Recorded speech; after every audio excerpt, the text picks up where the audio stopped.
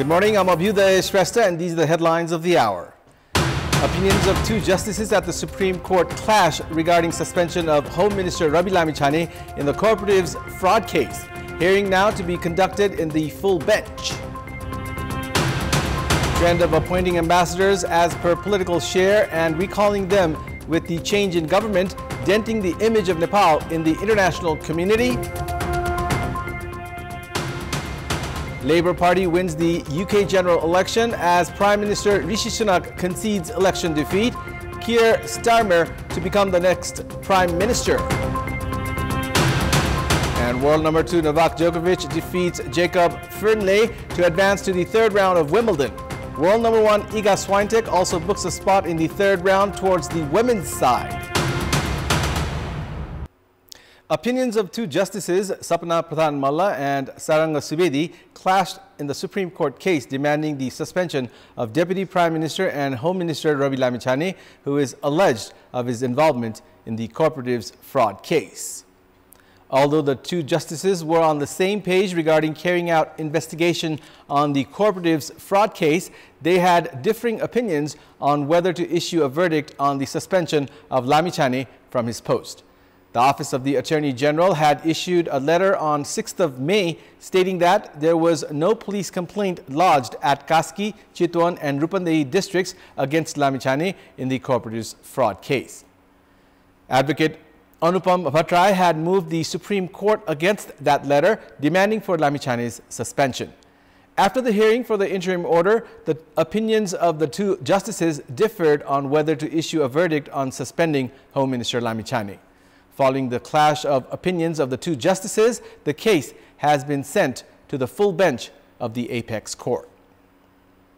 Having exited the government, CPNL has drawn the government attention on not to take any decisions or actions with long-term impact.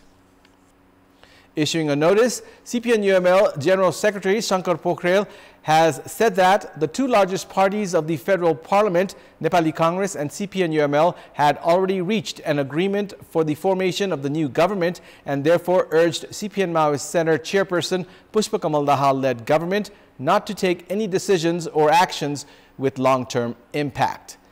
As current Prime Minister Dahal is no longer likely to generate a vote of confidence, the notice states that the government should not be making decisions with long-term impacts. It adds that the government has fallen into minority after the resignation of ministers from CPNL. Pokhrel also urged all parties to join and support the process for the formation of a national consensus government. At a time when new developments are being witnessed in geopolitics, national security and international affairs, Nepal's diplomacy should have been strong. However, the positions of Nepali ambassadors are vacant at countries where continuous diplomatic talks should have been taking place. The government recalled the ambassadors from 11 countries, including India and the United States of America. With the unexpected change in the national political equation before new appointments of ambassadors, these positions are likely to remain vacant for a longer period. Nepal's image in the international community has taken a downfall because of the trend of recalling ambassadors immediately after change in political equation and making appointments on the basis of political share. In addition to that, the position of ambassadors to important nations remaining vacant for a long period of time is an evidence of immature diplomacy of the country. The government recalled ambassadors from 11 countries on 9th of June last month and then recommended ambassadors for 8 countries. However, before the appointments were made, the national political atmosphere changed overnight. Recommendations made by the CPN Maoist Center Alliance are not likely to be implemented by the new coalition of CPNL and Nepali Congress. The vacancy of ambassadors to countries considered diplomatically important, including India and the United States of America, is certain to last for a bit longer. Diplomatic experts are of the opinion that if this situation persists, Nepal is likely to be cornered in the international community. Considered strong in terms of economy, world politics and diplomacy, Nepal's both neighbors, India and China, are in intense geopolitical competition. Therefore, it is a massive challenge for Nepal to maintain a balanced diplomatic relationship with both nations. In addition to that, powerful countries like the United States of America and the United Kingdom also have their interests in Nepal. However, ambassadors assigned to these countries are recalled immediately after changes in government, which denies them the opportunity to serve national interests. Such a trend also shows Nepal's lack of maturity in terms of diplomacy. In addition to strengthening the ties of the countries and facilitating the Nepali nationals based in foreign countries, ambassadors also need to invite investment, support in trade, and serve issues of national interests. However, these ambassadors are issued return tickets way before they get familiar to the conditions of the nation they are deployed to. Analysts are of the opinion that the neighboring countries could themselves grow active to face security threats because of poor diplomacy from Nepal. Recalling ambassadors in groups sends a message to lack of stability of policies to the international community. It also creates an environment where the foreign nations will no longer believe Nepal. Furthermore, the morale of ambassadors is certain to take a hit because of the trend of recalling ambassadors in a short period of time. Suspended General Secretary of Rastriya Swatantra Party, Mukul Dhakal, has made public the assessment report, including the recommendations he had collected from 38 districts. The 32-page report notes that local members of Rastriya Swatantra Party could not meet with the central members, and questions were also raised on the party chairperson, Rabi Lamichhane. The report claims that disputed statements of party chair Lamichhane had caused damages to the entity.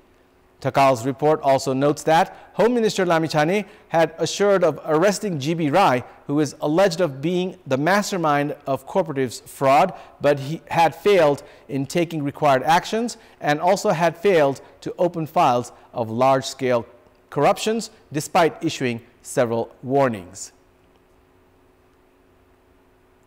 The report has also alleged the party members of being driven by power affinity. Dhakal has alleged the party of groupism, failing to assess performance, and the ministers from the party of disregarding the cadres by ignoring their phone calls. In the report, Dhakal has went on to say that a few members of the party could leave the country to settle in the United States of America before the next general elections. Dhakal has said that Rastriya Swatantra Party had to suffer defeat in the by-election of Ilam because of Lamichhane's failure in answering the questions related to his alleged involvement in the fraud of cooperatives. The report also notes that the party had supported Nepali Congress General Secretary Gagan Thapa in the previous parliamentary election. Dhakal has concluded that despite winning 2 electoral constituencies of Kathmandu, it had not created long-term benefits to the party. Dhakal's report suggests collaboration with Kathmandu Metropolitan City Mayor Balendra Shah and Dhangari Sub-Metropolis Mayor Gopi Hamal instead of forming alliances with CPN UML Chair KP Sharma Oli and CPN Maoist Center Chair Pushpa Kamal Dahal. Dhakal has said that the report was prepared after consulting with 2,079 individuals. Discussions were held by the Central Committee of Rastriya Swatantra Party on the report throughout Wednesday. Following the discussions, the majority of the Central Committee decided to suspend Dhakal from the position of General Secretary for a period of 7 days. Dhakal had attended the meeting with a symbolic protest as he had donned a cross of black tape over a mask and had said that he was not given an opportunity to share his statements. It's now time for our segment Public Pulse, where you text us with your opinion. Public Pulse. Here's the question. Why do you think ministers from Rastriya Swatantra Party who were about to resign did not after visiting the Prime Minister? Your options are A, weak decision-making, B, hopes for the incumbent government, and C, an attempt to ploy. The voting is on. Type NEWS, select your option A, B, or C, and send it to 34001 to share your opinion with us. The Commission for the Investigation of Abuse of Authority, CIAA, Office of the Auditor General, and other regulating entities have been raising questions on the government aid for the agriculture sector.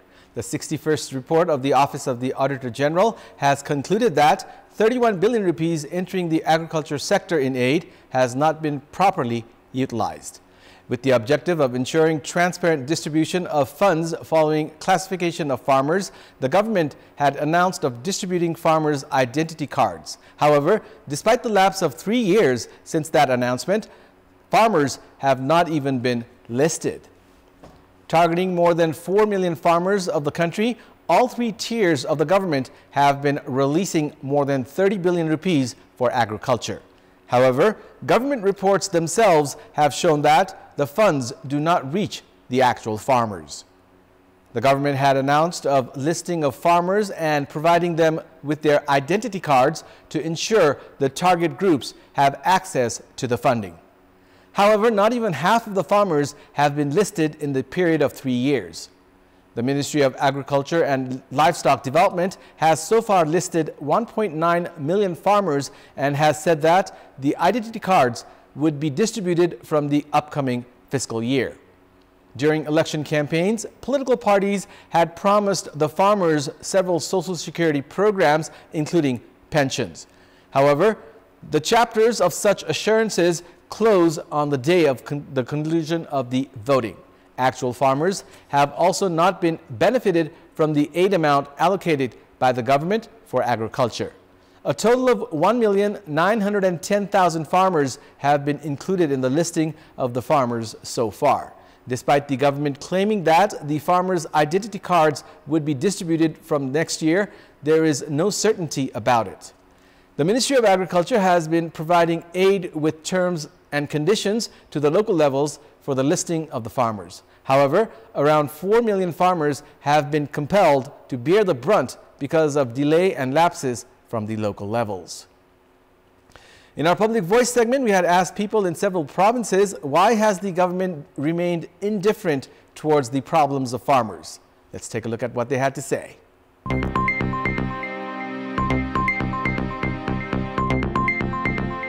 के समस्या छ किसानको किसान कहाँ आएर बुझ्छ कुनै मान्छे खटाउँछ तब न हामीहरुको पीडा जान्छ विभिन्न अनुदानका नामहरु हामीले सुन्ने गरेका छौं तर त्यो वास्तवमा किसानहरुकै हातमा नपुगेको अवस्था सरकारले हामीले गरेको उत्पादन कृषिहरु बजारमा पुर्याइदिए हुन्थ्यो बाहिरको नल्याइदिए हुन्थ्यो न्यूनतम समर्थन मूल्य तोकेर किसानले उत्पादनको चाहिँ ग्यारेन्टी गर्यो भने कृषि क्षेत्रमा लगानी कम भएर हो सत्ता कसरी टिकाउने र कसरी लम्ब्याउने भन्ने कुरामा मात्रै उसको ध्यान छ किसानलाई चाहिँ सरकारले अलि हेरिदिनु पर्यो सरकारलाई चाहिँ किसानै नचाहिने अवस्था छ समयमा उपलब्ध गराउने पानीको असुविधा छ खाद मलको पनि जनताहरु किसानहरु आएर हेर्न पर्यो राष्ट्रिय नीति नै छैन हैन नीति वास्तवमा सरकारले बनाउनु पर्ने हो नीति किसानहरुको समस्यामाथि नेताहरु त आफ्नै कुर्सी बचाउनको लागि गरेका छ सरकारलाई भोट लिनु मात्रै मतलब छ सरकारले किसान को पानी को समस्या छ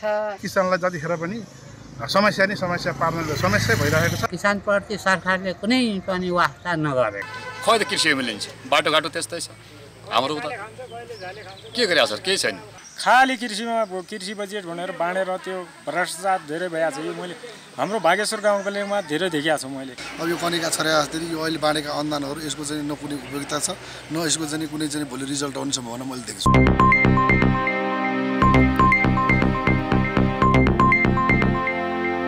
It's time now for the international update.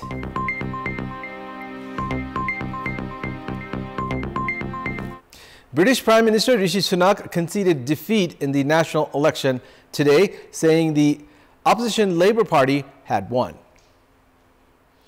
On a humiliating night for Sunak, the Conservatives were predicted to suffer the worst performance in the party's long history, with voters punishing them for a cost of living crisis, failing public services, and a series of scandals. Sunak conceded defeat and said he had called Labour Party leader Keir Starmer to congratulate him on his victory. Sunak stunned Westminster and many in his own party by calling the election earlier than he needed to in May, with the Conservatives trailing Labour Party by some 20 points in opinion polls, and his campaign then proved a disaster. According to exit poll, the Labour Party is set to win a landslide victory.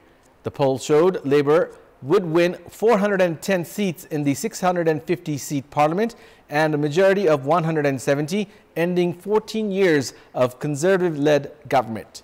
That's all for the moment. Thank you for watching. Have a good day.